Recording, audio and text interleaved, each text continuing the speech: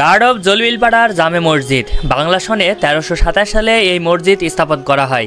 যদিও জন্ম আমার এই গার্ড অফে, বলতে গেলে অনেক কিছু বলা যায়, তবে শেষ হবে না। আজকের ভিডিওটা সম্পূর্ণ ইফতারি নিয়ে। আমাদের গ্রামের মসজিদে আজকে সবথেকে বড় ইফতারি আয়োজন করা হয়েছে। গার্ড অফের কৃতি সন্তান আনোয়ার হোসেন এই ইফতারির ব্যবস্থা করেছেন।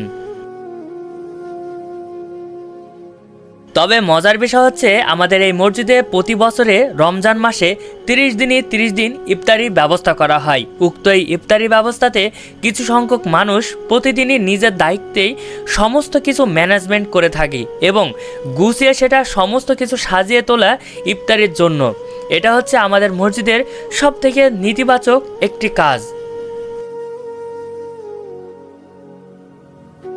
দেখুন কি সুন্দর করে হাতে হাতে একটার পর একটা প্লেট চলে আসছে, যেন একটা গুছিয়ে তোলার পরিবেশ সৃষ্টি, যা কোনো বিশৃঙ্খলা নেই বা কোনো খাবার নষ্ট হওয়ার কোনো সুযোগ নেই।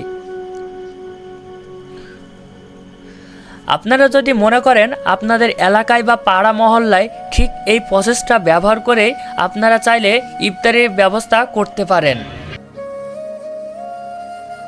আজকের ইফতারি মেনুতে এটা হচ্ছে সমোসা, এরপরে আছে কলা। তবে সমস্ত কিছু এক সিরিয়ালেই আসছে। এটা হচ্ছে আপনি দেখতে পাচ্ছেন তরমুজ, এরপরে আছে আপেল, এরপরে সিঙ্গাড়া, একটার পর একটা যেন সিরিয়াল মেনটেন করে চলে যাচ্ছে ইফতারি প্রস্তুত করার জন্য।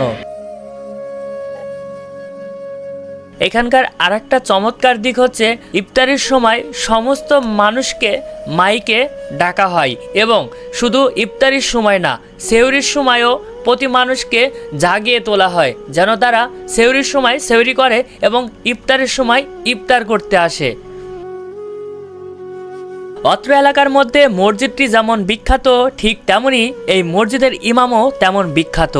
হাফেজ মাওলানা হাসানুজ্জামান সিদ্দিকী তিনি একজন নামকরা বক্তা। তবে বলতে গেলে তার এই প্রচেষ্টা অনেক বেশি, কারণ তার কণ্ঠস্বর শুনে অনেক মুসল্লি নামাজে যোগদান করেন।